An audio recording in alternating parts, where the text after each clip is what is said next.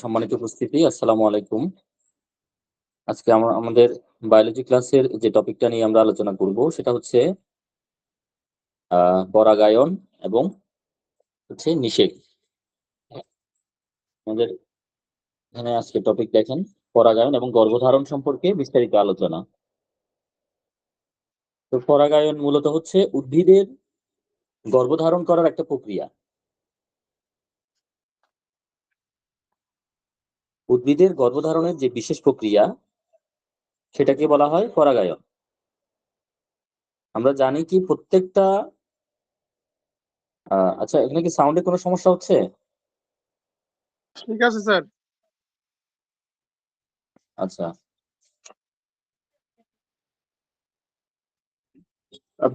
আমরা সবাই জানি যে ফুলের প্রত্যেকটা উর্বর যে পুংকেশরের মাথায় একটা পরাগধানী থাকে। এই পরাগধানীর ভিতরে পরাগরেণু তৈরি হয়। একটা সময় পরাগধানীটা ফেটে যায় এবং পরাগরেণুগুলো কীটপতঙ্গ, বাতাস বা অন্য কোনো বাহকের মাধ্যমে ফুলের, সেটা একই ফুলের হতে পারে, ভিন্ন ফুলের হতে পারে। ফুলের মধ্যে কিন্তু উভয়লিঙ্গ আছে। স্যার স্লাইড কি দেখা যাচ্ছে না আজকে কিন্তু? স্লাইড পাবেন না, আজকে স্লাইড করি নাই, স্লাইড রেডি করি নাই আজকে। আচ্ছা, শুনলে হবে। আজকের ক্লাসটা মূলত হচ্ছে শুনলেই আপনারা বুঝতে পারবেন, কঠিন কিছু নাই আজকে। আজকের টপিকটা খুবই ইজি একটা টপিক। আসসালামু আলাইকুম ঠিক স্যার। আছে, ওয়ালাইকুম আসসালাম। স্যার পরাগায়ন ওই সংজ্ঞাটা আবার একটু বলেন, আমি ভালোভাবে বুঝতে পারিনি। আচ্ছা আচ্ছা, ঠিক আছে, আমি আবার বলছি।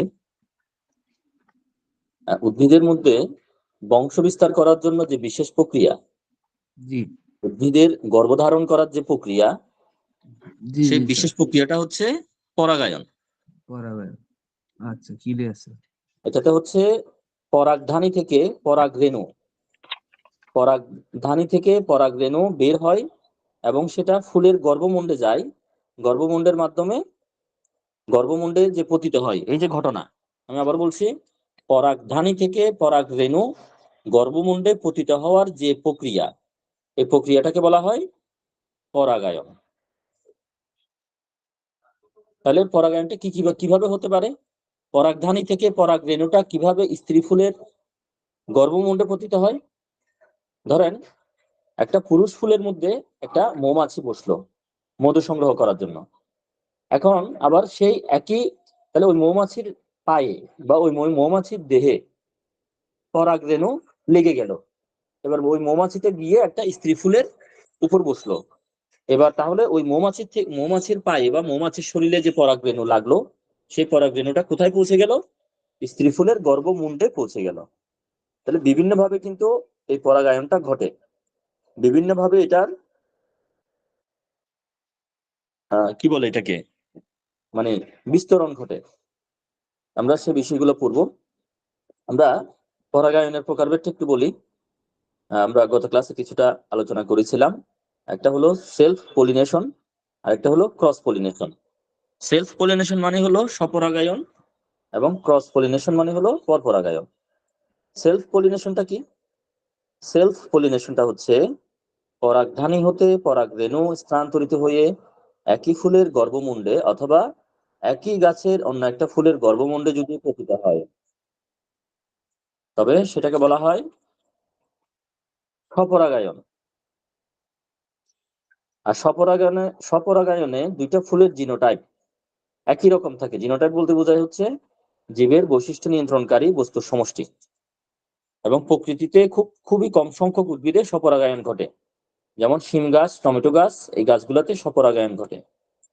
আরেকটা হলো ক্রস পলিনেশন বা পরপরাগায়ন। পরাগধানী থেকে পরাগরেণু স্থানান্তরিত হয়ে একই প্রজাতির অন্য একটা গাছের ফুলের গর্ভমুণ্ডে যদি পতিত হয়, সেটাকে বলা হয় পরপরাগায়ন। পরপরাগায়ন কোথায় কোথায় হয়? প্রকৃতিতে যদি আমরা অবজারভেশন করি, আমরা দেখব যে অধিকাংশ উদ্ভিদের মধ্যে পরপরাগায়ন ঘটে। যেমন ধান, গম, ভুট্টা, সরিষা, শিমুল, মাদার, আম গাছ, এগুলোতে পরপরাগায়ন ঘটে। তাহলে আমরা যদি স্বপরাগায়নের কথা বলি, আমরা কিভাবে বলতে পারি? পরাগধানী থেকে পরাগরেণু স্থানান্তরিত হয়ে একই ফুলের গর্ভমুণ্ডে পতিত হলে তখন সেটাকে বলা হয় স্বপরাগায়ন। আবার বলতেছি, পরাগধানী থেকে পরাগরেণু স্থানান্তরিত হয়ে একই ফুলের গর্ভমুণ্ডে অথবা একই গাছের অন্য একটা ফুলের গর্ভমুণ্ডে যদি পতিত হয় সেটাকে বলা হয় স্বপরাগায়ন। আর পরাগধানী থেকে পরাগরেণু স্থানান্তরিত হয়ে একই প্রজাতির অন্য একটি গাছের ফুলে যদি পতিত হয় তখন সেটাকে বলা হবে পরপরাগায়ন। অর্থাৎ গাছের একই ফুল থেকে একই ফুলে বা একই ফুল থেকে ভিন্ন ফুলে একই গাছে যদি পরাগায়ন ঘটে সেটা হলো স্বপরাগায়ন। আবার একটা গাছের একটা ফুল থেকে যদি অন্য গাছের আরেকটা ফুলের মধ্যে পরাগায়ন ঘটে তখন সেটা হবে পরপরাগায়ন। তাহলে পরাগায়নের মাধ্যমে কি ঘটে? কনসিভ ঘটে, গর্ভধারণ ঘটে। আচ্ছা, এখন যদি আমরা স্বপরাগায়নের গুরুত্বগুলো যদি আমরা দেখি যে একই ধরনের জিনোটাইপ সম্পন্ন দুইটা ফুলের মধ্যে স্বপরাগায়ন ঘটে, তাই এর ফলে যে বীজ উৎপন্ন হয় তাতে জিনোটাইপের কোনো পরিবর্তন হয় না। কাজেই ওই বীজ থেকে যে গাছ তৈরি হয় তার বৈশিষ্ট্য হুবহু মাতৃ উদ্ভিদের বৈশিষ্ট্যের অনুরূপ থাকে। এভাবে বংশানুক্রমে বৈশিষ্ট্য একই রকম থাকে, অর্থাৎ প্রজাতির বিশুদ্ধতা রক্ষিত হয়। এটাই কিন্তু স্বপরাগায়নের সবচেয়ে বড় ইম্পর্টেন্স, সবচেয়ে বেশি গুরুত্ব এই কারণেই। কারণ বংশগত যে বৈশিষ্ট্য, প্রজাতির যে বিশুদ্ধতা, সেই বিশুদ্ধতাটা এই স্বপরাগায়নের মাধ্যমে কিন্তু রক্ষিত হয়। স্বপরাগায়নের বেশ কিছু সুবিধা রয়েছে, বেশ কিছু উপকারিতা রয়েছে। যেমন পরাগায়ন অনেকটা নিশ্চিত, যেটা একই গাছে একই ফুলের মধ্যে হচ্ছে বা একই গাছের দুইটা ফুলের মধ্যে হচ্ছে, খুব বেশি দূরে যাওয়া লাগতেছে না। হ্যাঁ, ওই যে অনেকটা আত্মীয় স্বজনের মধ্যে যেমন বিয়ে হয়ে যায়, অনেক সময় কাছাকাছি আত্মীয়ের মধ্যে বিয়ে হয়ে যায়, অনেকটা ওই ধরনের বিষয় আর কি। মানে একই গাছের দুইটা ফুল বা একই গাছের একটা ফুলের মধ্যেই কি ঘটে যায়? পরাগায়ন ঘটে যায়। তাহলে এখানে পরাগায়ন অনেকটা নিশ্চিত এবং পরাগরেণু নষ্ট হয় খুবই কম। একটা গাছ থেকে যদি আরেকটা গাছে পরাগরেণু যায় তাহলে এই যাওয়ার পথে কিন্তু অনেকগুলো পরাগরেণু নষ্ট হতে পারে। কিন্তু এই স্বপরাগায়নের ক্ষেত্রে আমরা কি দেখি? পরাগরেণুটা নষ্ট হওয়ার চান্স খুবই কম। প্রজাতির যে একটা পিউরিটি আছে, যে বিশুদ্ধতা আছে, সেই বিশুদ্ধতাটা রক্ষিত হবে এবং বাহকের উপর কম নির্ভরশীল থাকবে। আর স্বপরাগায়নের যে অসুবিধা বা অপকারিতা আমরা দেখি, বংশ পরম্পরায় আমরা কোন নতুন গুণের বিকাশ ঘটে না। মনে করেন যদি মনে করেন দুইটা গোষ্ঠী বা দুইটা ভিন্ন গাছের মধ্যে যদি, মানে গাছের ফুলের মধ্যে যদি পরাগায়ন ঘটে, সেক্ষেত্রে কিন্তু কি হবে? সেক্ষেত্রে ওই দুইটা উদ্ভিদের বৈশিষ্ট্য কিন্তু মিশ্রিত হবে, নতুন একটা গুণের নতুন একটা বৈশিষ্ট্য তৈরি হবে। স্বপরাগায়নে কি হচ্ছে? একই গাছের মধ্যে হচ্ছে, ভিন্ন কোনো গাছের মধ্যে, গাছের ফুলের মধ্যে হচ্ছে না। তাহলে এখানে বংশ পরস্পরার যে একটা নতুন গুণের বিকাশ হওয়ার যে একটা পসিবিলিটি থাকে, সেটা থাকে না। নতুন কোনো গুণের বিকাশ ঘটে না এবং এরা কম সহনশীল, কম জীবনী শক্তি সম্পন্ন বীজের সৃষ্টি করে। আমরা যেমন দেখেন মানুষের ক্ষেত্রেও যেমন কি হয়, আত্মীয় স্বজনের মধ্যে যদি বিয়ে হয় তাহলে জেনেটিক্যাল অনেক ডিজিজ আছে যেগুলো সক্রিয় হতে পারে। থ্যালাসেমিয়া থেকে শুরু করে অনেকগুলো ডিজিজ আছে যেগুলো কি হতে পারে? সক্রিয় হতে পারে এবং মানুষ অসুস্থ হয়ে যেতে পারে। তদ্রূপ একই গাছের মধ্যে, একই গাছের ফুলের মধ্যে যে পরাগায়ন হচ্ছে, এখানে যে নতুন প্রজাতি, মানে পরবর্তী যে জেনারেশন তৈরি হচ্ছে, সেই উদ্ভিদগুলো কেমন হচ্ছে? কম সহনশীল, শক্তি সম্পন্ন হচ্ছে। সেল ও কম জীবনী শক্তি সম্পন্ন বীজের সৃষ্টি হয় এবং নতুন বংশধরদের অভিযোজন ক্ষমতা কমে যায়। অভিযোজন ক্ষমতা মানে কি? অর্থাৎ কোন একটা প্রতিকূল পরিবেশে টিকে থাকার জন্য ক্ষমতা প্রাপ্ত হওয়া, এটাকে বলা হয় অভিযোজন। ধরেন মরুভূমিতে প্রচন্ড ধুলা বালি অনেক কিছু আছে। এখন ধুলাবালিতে আমরা কি করি? মাস্ক পরি। এখন মরুভূমিতে সারাক্ষণ কিন্তু ওট চলাচল করে, ওট কিন্তু কোনো মাস্ক পরে না। ন্যাচারালি দেখা যাচ্ছে যে যখন প্রচন্ড ধূলি ঝড় শুরু হয়, মরুভূমিতে যে ধূলি ঝড় হয় এগুলোকে বলা হয় সাইমুম। প্রচন্ড ধূলি ঝড় যখন শুরু হয় তখন কিন্তু ওটের নাকগুলো অটোমেটিক বন্ধ হয়ে যায়, ওটের নাকগুলো অটোমেটিক বন্ধ হয়ে যায়। তাহলে এটা একটা কি? অভিযোজন। আবার মরু ভালুক মানে মরুভূমিতে যে ভাল্লুকগুলা থাকে, এই ভাল্লুকগুলার গায়ের রং কিন্তু বালির মতোই, ক্যামোফ্লেজ তৈরি করতে পারে। আবার দেখা যায় যে এরা তাপ সহ্য করতে পারে। আবার যেগুলো মেরু ভাল্লুক মানে পৃথিবীর দুইটা মেরু আছে, একটা হলো কি বলে সাউথ পোল নর্থ পোল আর কি, দুইটা মেরু, একটা উত্তর মেরু একটা দক্ষিণ মেরু। তাহলে এই যে দুইটা মেরু, এই দুইটা মেরুতে কিন্তু অনেক বরফের, মানে বিশাল বিশাল বরফের খণ্ড আছে, সেখানে বরফ আবৃত বিশাল এলাকা আছে, অ্যান্টার্কটিকা আছে। এই বিশাল এলাকায় কিন্তু অনেকগুলা ভাল্লুক থাকে, সাইবেরিয়াতে অনেক ভাল্লুক থাকে। তাহলে এই যে ভাল্লুকগুলা, এই ভাল্লুকগুলার শরীরে প্রচুর চর্বি আছে এবং চর্বি থাকার জন্য এই ভাল্লুকগুলা বরফের মধ্যে ঘুমাতে পারে, বরফে শুয়ে থাকতে পারে, এদের কোনো শীতই লাগে না, শীতের কোনো পোশাক পরা লাগে না। তাহলে প্রতিকূল পরিবেশের সাথে খাপ খাইয়ে যে টিকে থাকতেছে, এটা একটা বিশেষ বৈশিষ্ট্য। আবার সুন্দরবনে দেখেন, আমরা জানি যে এই মানে যেগুলো স্বাদু পানির মাছ, এগুলো কিন্তু ওই লবণাক্ত পানিতে বাস করতে পারবে না। আপনি ধরেন একটা পুকুরের মাছকে যদি সমুদ্রে ছেড়ে দেন, সে কিন্তু বাঁচবে না। মানে সমুদ্রের লবণাক্ত পরিবেশে টিকে থাকার জন্য মাছের মধ্যে বিশেষ অভিযোজন থাকে। আপনারা বলতে পারেন তাহলে সাগরের ইলিশ মাছ কিভাবে নদীতে এসে ডিম পারে? সেক্ষেত্রেও তাদের দেহে বিশেষ একটা অভিযোজন প্রক্রিয়া সৃষ্টি হয়, তারা টিকে থাকতে পারে। আবার সুন্দরবনে যে বৃক্ষগুলো আছে, এই বৃক্ষগুলো আপনারা দেখবেন যে লবণাক্ত পানিতে এরা বেঁচে থাকতে পারে। লবণে যেহেতু অনেক সময় অক্সিজেনের ঘাটতি হয়, সে কারণে এদের মূলগুলো মাটি থেকে উপরের দিকে উঠে যায়, ঠেসমূল বা শ্বাসমূল বলে এগুলাকে। তাহলে এই দেখেন, বিভিন্ন যে প্রতিকূল পরিবেশ, এই প্রতিকূল পরিবেশে টিকে থাকার যে ক্ষমতা, এই ক্ষমতাটাকে বলা হচ্ছে অভিযোজন। তাহলে স্বপরাগায়নের ক্ষেত্রে কি হয়? নতুন বংশধরদের মধ্যে অভিযোজনের ক্ষমতা কমে যায়। আবার স্বপরাগায়নের ক্ষেত্রে আমরা দেখি যে কোনো এক সময় প্রজাতির বিলুপ্তি ঘটতে পারে, প্রজাতির মধ্যে বিলুপ্তি ঘটতে পারে, যেহেতু একই রকম বিষয়ের মধ্যে ক্রস হচ্ছে, ভিন্ন বিষয়ের মধ্যে ক্রস এখানে হচ্ছে না। তাহলে এগুলো হচ্ছে সেলফ পলিনেশন বা স্বপরাগায়নের অসুবিধা বা অপকারিতা। এখন যাব পরপরাগায়ন। পরপরাগায়নটা কি ছিল? পরাগধানী থেকে পরাগরেণু যদি স্থানান্তরিত হয়ে একই প্রজাতির অন্য একটা গাছের ফুলের গর্ভমুণ্ডে পতিত হয়, তবে সেটিকে বলা হয় পরপরাগায়ন বা ক্রস পলিনেশন। তাহলে পরপরাগায়নের সুবিধাগুলো কি বা উপকারিতা কি? তাহলে দুইটা যেহেতু ভিন্ন গাছের মধ্যে হচ্ছে এটা, তাহলে সেখানে নতুন চরিত্রের সংমিশ্রণ ঘটে। মনে করেন বাংলাদেশের একটা পুরুষ যদি আমেরিকা, কিছুটা বাঙালি বৈশিষ্ট্য পাবে, কিছুটা আমেরিকান বৈশিষ্ট্য পাবে। অর্থাৎ এখানে দুইটা ভিন্ন গাছের মধ্যে যদি সংকরণ ঘটে বা কি বলে এটাকে, ওই পলিনেশন ঘটে, তাহলে কি ঘটবে?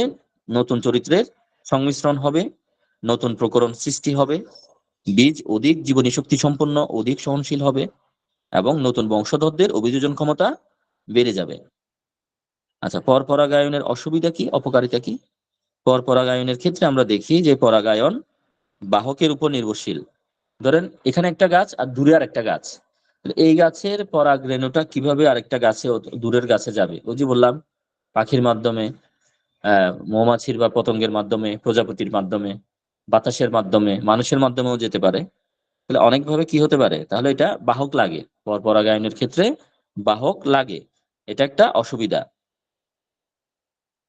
তাহলে পরপরাগায়ন অনেকটা অনিশ্চিত, যেহেতু দূরবর্তী দুইটা গাছের মধ্যে হচ্ছে, পরাগায়নটা হইতেও পারে, নাও হইতে পারে। অনেক সময় পরাগরেণু মানে স্থানান্তরিত হওয়ার সময় অনেকগুলো পরাগরেণু নষ্ট হয়ে যায়, প্রজাতির বিশুদ্ধতা নষ্ট হয়। এগুলো গেল হলো পরপরাগায়নের অসুবিধা। তাহলে সুবিধার কথা কি বললাম? এই নতুন চরিত্রের সংমিশ্রণ ঘটে, নতুন প্রকরণ সৃষ্টি হয়, বীজ অধিক জীবনী শক্তি সম্পন্ন ও অধিক সহনশীল হয়, নতুন বংশধরদের অভিযোজন ক্ষমতা বেড়ে যায়। এগুলো হচ্ছে কি পরপরাগায়নের সুবিধা বা উপকারিতা। আমার কথা কি ক্লিয়ার আছে? বুঝতে পারতেছেন সবাই? জি স্যার। আচ্ছা, স্বপরাগায়ন এবং পরপরাগায়নের পার্থক্যগুলো যদি আমরা দেখি, আমরা দেখি যে একই ফুলের মধ্যে বা একই উদ্ভিদের দুইটা ফুলের মধ্যে এই পরাগায়নটা ঘটবে। আর পরপরাগায়নের ক্ষেত্রে কি হবে? একই প্রজাতির দুইটা ভিন্ন উদ্ভিদের ফুলের মধ্যে ঘটবে। আচ্ছা, স্বপরাগায়নে আমরা কি দেখি? ফুল ফুটার আগেই পরাগায়ন ঘটে। আর পরপরাগায়নে আমরা কি দেখি? ফুল ফুটার পর পরাগায়ন ঘটে। স্বপরাগায়নের ক্ষেত্রে আমরা কি দেখি? কাছাকাছি একই প্রজাতির অন্য উদ্ভিদের প্রয়োজন হয় না। পরপরাগায়নের ক্ষেত্রে আমরা কি দেখি? কাছাকাছি একই প্রজাতির অন্য উদ্ভিদের প্রয়োজন হয়। স্বপরাগায়নের ক্ষেত্রে বাহকের উপর কম নির্ভরশীল, পরপরাগায়নের ক্ষেত্রে বাহকের উপর সম্পূর্ণ নির্ভরশীল। স্বপরাগায়নের ক্ষেত্রে প্রজাতির বিশুদ্ধতা রক্ষিত হয়, পরপরাগায়নের ক্ষেত্রে প্রজাতির বিশুদ্ধতা নষ্ট হয়। স্বপরাগায়নের ক্ষেত্রে নতুন প্রকরণ সৃষ্টি হয় না, পরপরাগায়নের ক্ষেত্রে নতুন প্রকরণ সৃষ্টির সম্ভাবনা থাকে। তাহলে এই গেল আমাদের স্বপরাগায়ন এবং পরপরাগায়নের পার্থক্য। ঠিক আছে, এখন কি আমি কি জিজ্ঞেস করতে পারি? কেউ একজন আমাকে বলেন স্বপরাগায়ন বলতে আমরা কি বুঝি?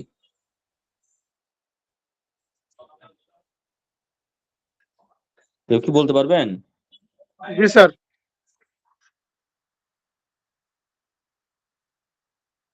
স্যার অপরাগায়ন, সেলফ পলিনেশন, যখন কোনো ফুলের পরাগধানী থেকে পরাগরেণু সেই ফুলের বা একই গাছের অন্য একটি ফুলের আহ, পুষ্পরেণু দ্বারা সংযোজন ঘটে, তাকে স্বপরাগায়ন বলে। আচ্ছা, পরপরাগায়নটা কেউ বলেন তো দেখি। পরপরাগায়নের ডেফিনেশনটা কেউ একটু বলেন।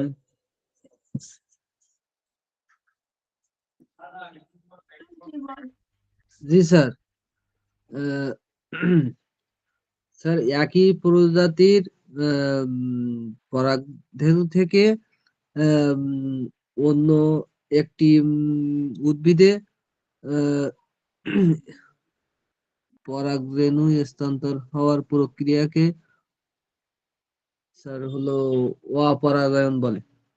পরপরাগায়ন। অর্থাৎ দুটা ভিন্ন অপরাগায়ন। উদ্ভিদের ফুলের মধ্যে যদি পরাগায়ন ঘটে সেটাকে পরপরাগায়ন বলে। একই উদ্ভিদের ফুলের মধ্যে যদি পরাগায়ন ঘটে তাহলে সেটাকে বলা হয় স্বপরাগায়ন, সহজ জি জি। ভাষায়। আচ্ছা, এখন পরাগায়নের মাধ্যম বা বাহক নিয়ে একটু আলোচনা করি। পরাগায়নের আমরা আহ বাহক হিসেবে আমরা বলতে পারি যে পতঙ্গের মাধ্যমে পরাগায়ন থাকতে পারে। পতঙ্গের মাধ্যমে পরাগায়ন হয় বিশেষ করে সরিষা, তুলসী, অর্কিড, গোলাপ, কুমড়া। এই গাছগুলো হচ্ছে পতঙ্গ পরাগী ফুল। অর্থাৎ এদের হচ্ছে পতঙ্গের মাধ্যমে কি ঘটে, পতঙ্গের মাধ্যমে পরাগায়ন ঘটে। যেমন দেখেন, অ্যান্টোমোফিলিয়াস ফ্লাওয়ার বলে এদেরকে, পতঙ্গ পরাগী ফুল। মানে ওখানে পোকা, বিভিন্ন পতঙ্গ যায়, মৌমাছি যায়, তারপর কি কি বলে, প্রজাপতি যায়, বিভিন্ন রকম পতঙ্গ যায়, ফুলের মধু খায়। এক ফুল থেকে আরেক ফুলে যাওয়ার সময় ওদের শরীরে করে সেই পরাগরেণুটা বহন করে নিয়ে যায়। আর পতঙ্গ পরাগী ফুলের যে বৈশিষ্ট্যগুলো আমরা দেখি, যে ফুলগুলো কি হয়, খুব বেশি ব্রাইট কালারের হয়, খুব বেশি উজ্জ্বল হয়। আর অধিকাংশ ফুলে সুগন্ধ থাকে, ফুলের গোড়ায় মধু থাকে, পরাগরেণুটা আঠালো হয়, গর্ভমুণ্ডটা আঠালো হয়। এগুলো হচ্ছে কি পতঙ্গ পরাগী ফুলের বৈশিষ্ট্য। তাহলে পতঙ্গ পরাগী কেন হবে? ফুলে যদি মধু না থাকে ওই ফুলে কি পতঙ্গ আসবে? তাহলে পতঙ্গ পরাগী ফুলে অবশ্যই মধু থাকবে, পতঙ্গ পরাগী ফুলে সুগন্ধ থাকবে। গন্ধ না থাকলে তো পতঙ্গরা আকৃষ্ট হবে না। যখন একটা মিষ্টি গন্ধ আসবে ফুল থেকে তখন পতঙ্গরা সেই সুগন্ধে আকৃষ্ট হয়ে সেই ফুলের কাছে যাবে। পরাগরেণুটা একটু আঠালো হতে হবে, আঠালো না হলে তো সেই পরাগরেণুগুলো পতঙ্গের গায়ে লেগে থাকবে না। আর স্যার লেগে না আপনার থাকলে সেই স্ক্রিনটা পতঙ্গের কিন্তু মাধ্যমে শেয়ার সেটা নেই স্যার। ছড়াবে না। হ্যাঁ, আপনার স্ক্রিনটা কিন্তু শেয়ার নেই। আচ্ছা না, আজকে স্ক্রিন শেয়ার করি নাই আজকে। আচ্ছা আচ্ছা আচ্ছা, তাহলে ঠিক আছে। আচ্ছা, এরপরে দেখেন, গর্ভমুণ্ড আঠালো হবে। গর্ভমুণ্ড আঠালো হবে কারণ হচ্ছে কি, সেই পরাগরেণুগুলো যেন খুব সহজে সে ধরে রাখতে পারে, আঠার সাথে যেন লেগে যায়। তো ফুলের কালারটা একটু উজ্জ্বল হবে, পতঙ্গরা যেন সেই উজ্জ্বলতায় আকৃষ্ট হয়। অর্থাৎ বর্ণে, গন্ধে, ঘ্রাণে, স্বাদে সবকিছু দিক দিয়ে সে হবে অনন্য, পতঙ্গকে আকৃষ্ট করার মাধ্যমে। আমাদের সেকেন্ড অপশন হচ্ছে বায়ুর মাধ্যমে পরাগায়ন, বাতাসের মাধ্যমে পরাগায়ন ঘটে। যেমন ধান, গম, ভুট্টা, ইক্ষু, তাল, এগুলো হচ্ছে বাতাসের মাধ্যমে ছড়ায় পরাগ রেণুগুলো। এগুলোকে বলা হয় অ্যানিমোফিলাস ফ্লাওয়ার। এখন বায়ু পরাগী ফুলের ক্ষেত্রে আমরা কি কি বৈশিষ্ট্য দেখি? আমরা দেখবো যে যেহেতু বাতাসের মাধ্যমে ছড়ায়, পতঙ্গের ভূমিকা লাগে না, তাহলে এরা এত আকর্ষণীয় না হলেও চলে। মানে কাউকে যদি আকর্ষণ করতে চাই আমরা কিন্তু সুন্দর করে সাজি, এটা স্বাভাবিক। মানে মানুষকে যদি আকৃষ্ট করতে চাই খুবই সুন্দর পোশাক আশাকে খুব বেশি সাজতে হয়। তাহলে এই ফুলের যেহেতু কাউকে আকর্ষণ করা লাগতেছে না, কোনো পতঙ্গকে আকর্ষণ করা লাগতেছে না, বাতাসের মাধ্যমে এই পরাগরেণুগুলো ছড়াতে পারতেছে, সেহেতু সে খুব বেশি কি হবে না, সুন্দর হবে না, আকর্ষণীয় হবে না। এই জন্য বলা হচ্ছে বায়ু পরাগী ফুলের যে বৈশিষ্ট্য আমরা দেখি, ফুলগুলো সাধারণত অনাকর্ষণীয় হয়, অনুজ্জ্বল বর্ণের হয়। এবং বায়ু পরাগী ফুলগুলা মিষ্টি গন্ধ, মধু এগুলা থাকবে না বায়ু পরাগী ফুলের মধ্যে। আপনারা খেয়াল করে দেখেন, ধান, গম, ভুট্টা, এগুলো ফুলের মধ্যে কি মধু পাওয়া যায়, মিষ্টি ঘ্রাণ আসে এগুলো থেকে? নেই কিন্তু স্যার। আপনারা দেখেন সরিষা, গোলাপ, কুমড়া, অর্কিড, এগুলো থেকে দেখবেন মিষ্টি একটা ঘ্রাণ আসে ফুল থেকে। পরাগরেণু খুব হালকা ও সংখ্যায় অনেক উৎপন্ন হবে। কারণ সংখ্যায় যদি অনেক উৎপন্ন না হয় এবং এগুলো যদি হালকা না হয়, এগুলো কিন্তু বাতাসের মাধ্যমে ব্যাপক এলাকা জুড়ে ছড়িয়ে পড়তে পারবে না।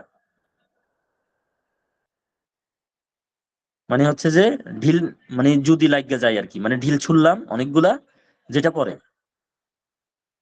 এরপর গর্ভমুণ্ড সাধারণত পক্ষল, বৃহৎ ও আঠালো হয়ে থাকে, যাতে বাতাসে ভেসে আসা পরাগরেণু সহজেই আটকে যেতে পারে। তাহলে গর্ভমুণ্ডগুলো একটু বড় ধরনের হয়, তাহলে সে ক্যাপচার করার ক্ষমতাটা বেশি থাকে। তাহলে আমরা দুই রকম পরাগায়ন আমরা আলোচনা করলাম, একটা হচ্ছে বায়ু পরাগী ফুল, আর একটা হচ্ছে কি পতঙ্গ পরাগী ফুল। এরপর আরো একভাবে হয়, সেটা হচ্ছে প্রাণীর মাধ্যমে পরাগায়ন হয়। যেমন দেখেন, অনেক ফুলের পরাগায়ন পাখির মাধ্যমে হয়, কোনো কোনো ফুলের পরাগায়ন বাদুড়ের মাধ্যমে হয়, কোনো কোনো ফুলের পরাগায়ন শামুক এগুলোর মাধ্যমে সংগঠিত হয়। তাহলে যে ফুলের পরাগায়ন প্রাণীর মাধ্যমে হয় তাদেরকে বলা হয় প্রাণী পরাগী ফুল, জুফিলাস ফ্লাওয়ার। যেমন মাদার, শিমুল এগুলো হলো কি প্রাণী পরাগী ফুল। প্রাণী পরাগী ফুলের বৈশিষ্ট্য কি দেখি আমরা? আমরা দেখি ফুলগুলো সাধারণত কি হয়, বড় হয়, উজ্জ্বল বর্ণের হয়। আচ্ছা, প্রাণী পরাগী ফুলকে ইংরেজিতে বলা হয় জুফিলাস ফ্লাওয়ার, এটা তো বললাম। মাদার, শিমুল, কলম এগুলো হচ্ছে কি প্রাণী পরাগী ফুল। আচ্ছা, আরো একভাবে কিন্তু পরাগায়ন হতে পারে, সেটা হচ্ছে পানির মাধ্যমে। স্রোতে ভেসে ভেসে কিন্তু পরাগরেণু অন্য একটা ফুলে পৌঁছে যেতে পারে। অনেক সময় জলজ উদ্ভিদ, যেগুলো জলজ উদ্ভিদের পরাগায়ন গুলা কিন্তু পানির মাধ্যমে হয়। দেখেন, এটাও কিন্তু একটা অভিযোজন। মাছ পানিতে বাস করতে পারে, পানি থেকে অক্সিজেন গ্রহণ করতে পারে ফুলকার সাহায্যে। এই যে ফুলকাটা হচ্ছে মাছের অভিযোজন।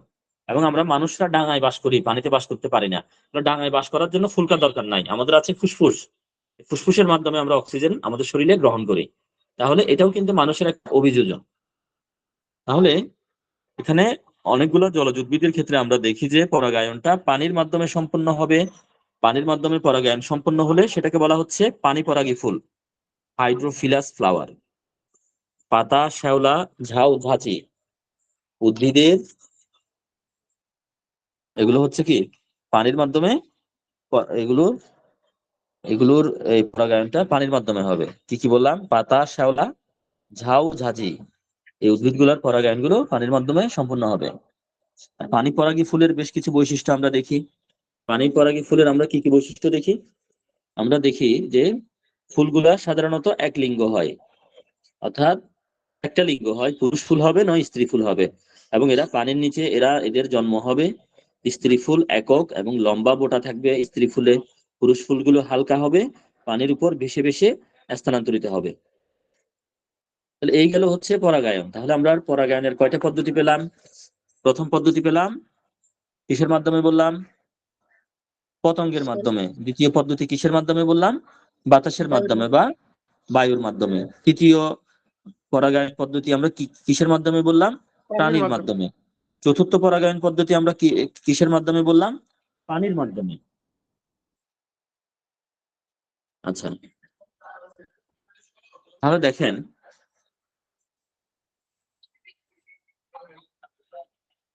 এইভাবে কিন্তু কি হয়, গর্ভধারণ বা পরাগায়ন হয়। জি।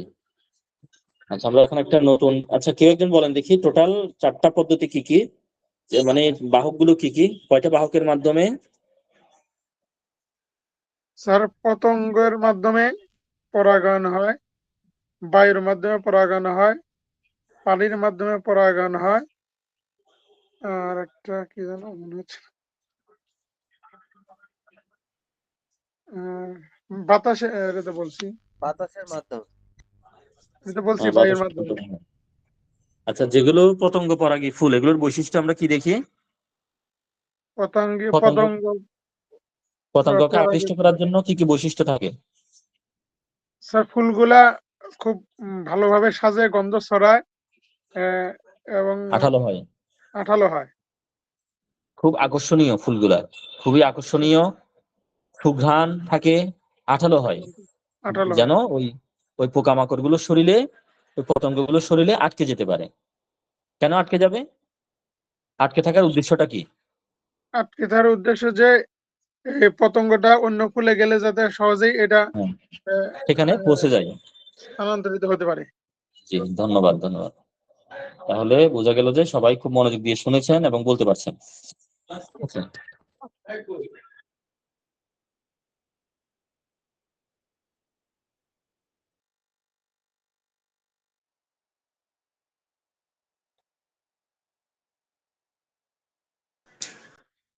আচ্ছা, এখন আমরা আলোচনা করব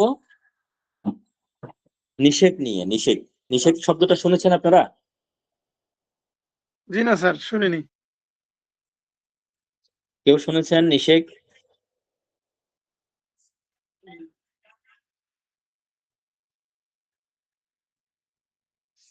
নিষিক্ত হওয়া, নিষিক্ত ডিম্বক, এই কথাগুলো শুনেছেন?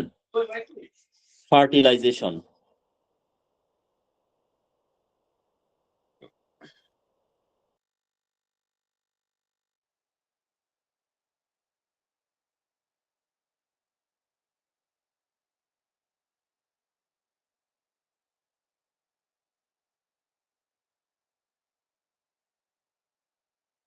আচ্ছা, ফার্টিলাইজেশনটা হলো তাহলে নিষিক্তকরণ, বুঝছেন? ফার্টিলাইজেশনের কথা বলছি, আপনি ফার্টিলাইজেশনটা হচ্ছে নিষিক্তকরণ বা নিষেক। তাহলে আপনারা আশা করি কিছুটা আঁচ করতে পারতেছেন বিষয়টা কি হতে পারে। সেটা হচ্ছে যে ফুলের যে গর্ভাশয় আছে, গর্ভাশয়ের ভিতরে কিছু ডিম্বক থাকে, ডিম থাকে, এক কথায় কিছু ডিম্বক থাকে। এই ডিম্বক নামক ক্ষুদ্র ক্ষুদ্র কতগুলো পার্টস থাকে, কতগুলো অঙ্গ থাকে। তাহলে এই ডিম্বক গুলো নিষিক্ত হবে। এই ডিম্বক গুলো পরে কিসে পরিণত হবে? বীজে পরিণত হবে। আমরা আম, জাম, লিচু, কাঁঠাল এগুলাতে ফলে আমরা যে বীজগুলা দেখি, এগুলা কিন্তু ডিম্বক থেকেই তৈরি হয়। মানে একটা ফুলের মধ্যে যে ডিম্বক থাকে, ওই ডিম্বক গুলো একসময় ফলের বীজে পরিণত হয়। তাহলে ডিম্বক গুলো ফলের বীজে বীজে পরিণত হয়। তাহলে ফল কি হয়? ফুল থেকে ফল হয়। আর ফলের ভিতরে যে ডিম্বক, ওগুলো কিন্তু বীজ হয়। তাহলে দেখেন কিসের মধ্যে কি। তাহলে ডিম্বক গুলো যখন ধীরে ধীরে বীজে পরিণত হয়, ঠিক একই সময়ে ফুলের গর্ভাশয়টিও আস্তে আস্তে ধীরে ধীরে একটা ফলে, একটা ফ্রুটে পরিণত হয়। তাহলে আমরা যে ফল খাই, ফলটা আসলে কি? ফলটা আসলে ফুলের গর্ভাশয়। আমরা একটা গর্ভাশয় খেয়ে ফেলি। তাহলে নিষেকের ফলে এই ডিম্বক গুলো বীজে পরিণত হয়। সাধারণত নিষেক ছাড়া কোনো ডিম্বক বীজে পরিণত হতে পারে না। ওই যে নিষেক প্রক্রিয়া বললাম, একটা পুরুষ ফুলের পরাগরেণু স্থানান্তরিত হয়ে বিভিন্ন মাধ্যমে, 4টা মাধ্যম বললাম, স্ত্রী ফুলের গর্ভদণ্ডে পতিত হয়। এই যে ঘটনা, এটাকে বলা হচ্ছে পরাগায়ন। এই পরাগায়নের মাধ্যমে যে ঘটনাটা ঘটে, সেটাই হলো নিষেক। কি ঘটনা ঘটে? বীজটা বীজে, ওই ডিম্বক গুলো বীজে পরিণত হয় এবং ফুলের গর্ভাশয়টা ফলে পরিণত হয়। তাহলে নিষেকের কারণে কিন্তু গর্ভাশয়টা ফলে পরিণত হচ্ছে। আর নিষেকের জন্য পুংজনন কোষ ও স্ত্রী জনন কোষ সৃষ্টি হয়। পুষ্পক উদ্ভিদে পুংজনন কোষ ও স্ত্রী জনন কোষের মিলনকেই আমরা বলবো নিষেক। আমি আবারও বলছি, পুষ্পক উদ্ভিদে পুংজনন কোষ ও স্ত্রী জনন কোষের মিলনকেই আমরা বলবো নিষেক। আচ্ছা, পুংজনন কোষের সৃষ্টি যদি আমরা দেখি, আমরা দেখব যে পরাগধানীর অভ্যন্তরে পরাগ মাতৃকোষ বা পোলেন, মাদার সেল থাকে। মিওসিস বিভাজনের মাধ্যমে প্রত্যেকটা পরাগ মাতৃকোষ হতে 4টা পরাগরেণু উৎপন্ন হয়। প্রত্যেকটা পরাগরেণুর 2টা আবরণ থাকে। বাইরের আবরণকে বলা হয় এক্সাইন, ভিতরের আবরণকে বলা হয় ইনটাইন। পরাগ, আমি আবার বলছি, প্রত্যেকটা পরাগরেণুর 2টা আবরণ থাকে। বাইরের দিকে যে আবরণটা, এটাকে বলা হবে এক্সাইন, EXINE, এক্সাইন। আর ভিতরের দিকে যে কাভারটা বা যে আবরণটা থাকবে, সেটাকে বলা হবে ইনটাইন, INTINE, ইনটাইন। এক্সাইন আবরণে জাম-4 নামক একটা ছিদ্র থাকবে। পরাগরেণুর নিউক্লিয়াস, যেটা মাইটোসিস বিভাজনের মাধ্যমে, মাইটোসিস বিভাজন কিন্তু আমি পড়িয়েছিলাম ক্লাসে। পরাগরেণুর নিউক্লিয়াসটি মাইটোসিস বিভাজনের মাধ্যমে টিউব নিউক্লিয়াস এবং জেনারেটিভ নিউক্লিয়াস সৃষ্টি করে। সাধারণত এই 2টা নিউক্লিয়াস অবস্থায় পরাগায়ন ঘটে। আর পরাগায়নের ফলে পরাগরেণুটি গর্ভমুণ্ডের সাথে লেগে যায় এবং পরাগরেণু থেকে পরাগ নালিকা বা পোলেন যে টিউব আছে, এরকম একটা টিউব সৃষ্টি হয়। নালিকাটি গর্ভদণ্ডের ভিতর দিয়ে ক্রমশ গর্ভাশয়ের দিকে বাড়তে থাকে। পরাগ নালিকার ভিতরে প্রথমে টিউব নিউক্লিয়াস, পরে জেনারেটিভ নিউক্লিয়াস প্রবেশ করে। জেনারেটিভ নিউক্লিয়াসটি মাইটোসিস বিভাজনের মাধ্যমে 2টা পুংজনন কোষ তথা শুক্রাণু সৃষ্টি করে। পুংজনন কোষটি কে বলা হচ্ছে হ্যাপ্লয়েড। এর পরপরই যে ঘটনাটা ঘটে, সেটা হচ্ছে স্ত্রী জনন কোষের সৃষ্টি। আচ্ছা, এগুলো বোধহয় একটু ছবি দিয়ে দেখালে ভালো হয়। এগুলো আমি নেক্সট ক্লাস ইনশাল্লাহ আলোচনা করব। এগুলো জি স্যার। আজকে আর আলোচনা না করি। এগুলো একটু স্লাইড অ্যাড করা লাগবে।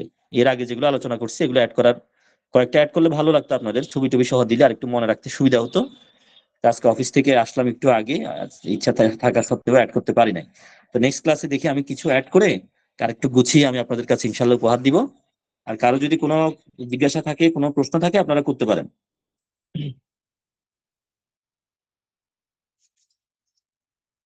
কারো কি কোনো জিজ্ঞাসা আছে, কিছু বলার আছে কিছু? স্যার আমার একটা কোশ্চেন ছিল। জি, বলেন। আমরা যে কতগুলো গাছে দেখি যে ফুল আসে ব্যাপক হারে, অথবা ওই ফুল, কিছু ফুল আছে তো মনে হয় ওটা পুরুষ ফুল মনে হয়, আর কিছু তো আছে যে ওটার সাথে ফলও থাকে ফুলও থাকে, কিন্তু দেখা যায় যে কোনো কারণে ফুলগুলা বা ফলগুলো নষ্ট হয়ে যায় ছোটতেই। এটা কি স্যার হুম। এই এই- এটার এই যে পরাগরেণুর ইয়ার কারণে নাকি পরাগায়নের সমস্যার কারণে নাকি স্যার নষ্ট হয়? ফল তো অনেক কারণে নষ্ট হয়। জোরে যদি বাতাস হয়, প্রাকৃতিক দুর্যোগ হয়, গাছের ফলগুলো ঝরে যায়। তারপর হচ্ছে উদ্ভিদের কিন্তু প্রপার একটা নিউট্রিশন দরকার, একটা পুষ্টির দরকার। মাটি থেকে প্রয়োজনীয় পুষ্টি উপাদান, খনিজ উপাদানগুলো মূলরুমের সাহায্যে উদ্ভিদ শোষণ করে। মাটিতে যদি ওই পরিমাণ খনিজ উপাদান যদি না পায়, যদি মাটি দূষিত হয়, দূষণের কারণেও কিন্তু অনেক সময় উদ্ভিদের ফল নষ্ট হতে পারে।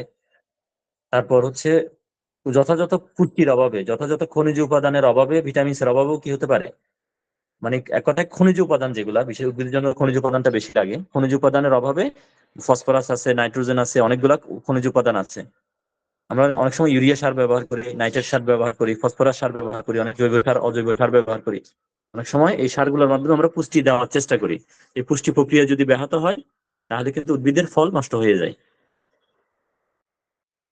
জি স্যার, বুঝতে আর পারছি। বিভিন্ন বিভিন্ন রোগ আছে উদ্ভিদের, বিভিন্ন রোগ আক্রান্ত হয় উদ্ভিদ, রোগের কারণেও কিন্তু উদ্ভিদের ফল ঝরে যেতে পারে। এটা আসলে পরাগায়ন সমস্যার কারণে হয়েছে এমনটা বলা যাবে না। তবে পরাগায়নের পরে একটা ফুলের গর্ভাশয়টা যখন ফলে পরিণত হবে, একটা নির্দিষ্ট পর্যায়ে গিয়ে কিন্তু সেই বীজ থেকে নতুন একটা উদ্ভিদ সৃষ্টি হওয়ার একটা তাড়না তৈরি হবে। ততক্ষণে ফলটা পেকে বোটাটা নরম হয়ে ঝরে যাবে। ঝরে যখন মাটিতে পড়বে, সেই ফলের অংশগুলো থেকে একটা পুষ্টি তৈরি হবে, এবং বীজ বা ডিম্বকগুলো সেখান থেকে কি করবে, বীজগুলো সেই ফলের পচে যাওয়া অংশগুলো থেকে পুষ্টি সংগ্রহ করে খুব দ্রুত বেড়ে উঠবে। ঠিক আছে? জি স্যার। ঠিক আছে, তাহলে সবাইকে ধন্যবাদ, ভালো থাকেন সবাই, আসসালামু আলাইকুম। আসসালামু আলাইকুম।